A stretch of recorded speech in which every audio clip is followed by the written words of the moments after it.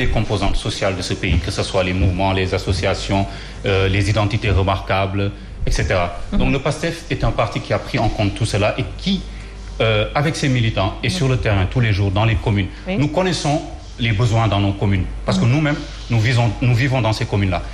Et je suis d'accord sur un point, sur beaucoup de points d'ailleurs, mais sur ce point, en l'occurrence avec M. Sow, c'est qu'au-delà du fait que cette élection doit permettre d'enclencher le départ de Macky Sall, il est important aussi d'amener une rupture dans la gestion de nos communes, dans l'approche que nous avons, dans le lien qu'il doit y avoir entre les municipalités et les citoyens. Et ça, le PASTEF ne fera jamais de compromis dessus.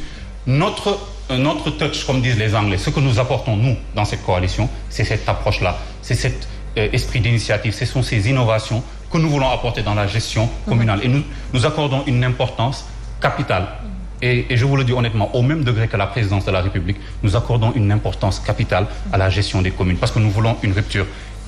En effet, il y a beaucoup de communes qui sont dirigées par des maires fantômes. Il y a beaucoup de communes qui ont des potentialités énormes et qui ne sont pas du tout exploitées. Et nous voulons apporter cela. Maintenant, concernant la coalition elle-même, je ne voudrais pas me répéter.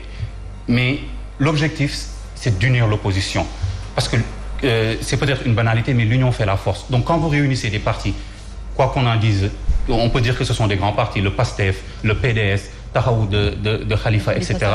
Vous avez une force que vous mettez en face du régime. Et le régime le sait. C'est d'ailleurs pour ça qu'ils ont commencé à distiller des fausses informations pour essayer de tuer cette coalition mordée. Mais ce ne sera pas le cas. Nous aurons une coalition forte et nous invitons tout le monde, toutes les associations, toutes les identités remarquables dans toutes les communes qui veulent un changement, qui veulent se débarrasser de ces maires Benno Bokk Yakaar et de ces maires fantômes qui ne font pas leur travail, sont les bienvenus. Et PASTEF est là pour apporter cette rupture-là. Et nous pouvons faire cette rupture-là avec nos alliés. Nous ne sommes pas un parti qui va s'isoler. Nous ne sommes pas mieux que les autres. Nous sommes des Sénégalais comme tout le monde. Nous sommes prêts à nous allier contre tous ceux qui veulent lutter contre ce système. Et je pense que je ne vais même pas revenir sur la définition du système. Nous l'avons expliqué d'émission en émission. Je pense que les Sénégalais maintenant comprennent ce que nous disons par système. Et nous sommes toujours dans cette démarche. Le président Sonko est complètement cohérent. Et je suggère aux Sénégalais d'attendre que cette coalition soit formellement mise sur place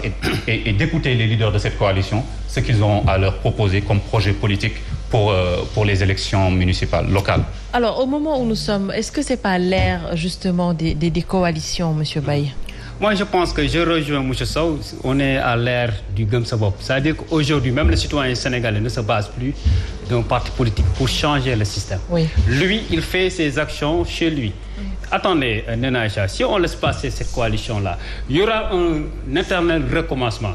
Ces maires fantômes dont il parle, il y aura des maires fantômes encore avec cette coalition-là. Pourquoi? Parce que c'est les partis politiques qui vont choisir les maires dans les localités, mais ce ne sera pas les populations qui vont élire les maires. Parce qu'on l'a toujours vu dans les coalitions-là, c'est le sommet qui décide de tout. Dans les localités, il faut laisser passer ce responsable politique-là. Donc, et au moment où la localité détient la légitimité de choisir qui peut être maire. C'est-à-dire qu'on est dans cette optique-là, on est dans cette époque où on doit laisser tout aux citoyens de pouvoir décider. Quand on veut changer le système ou bien